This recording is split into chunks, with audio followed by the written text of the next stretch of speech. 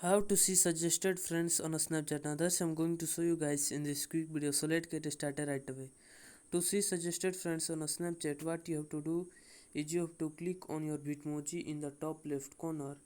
When you click on your Bitmoji in the top left corner, then you come to this page, and then here you have to scroll down, and in the friends tab you can see the add friends.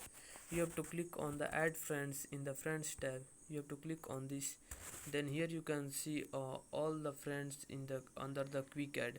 So you can see the quick add tab. So all the options, all the people under the quick add is your suggested uh, friends on the Snapchat. You can add them by clicking on the add button, and add button in the right side of every user, and then you can add them into your Snapchat friends list.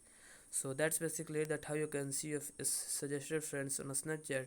If you found this video helpful, please subscribe to my channel, like on this video, and comment below that it works. I appreciate.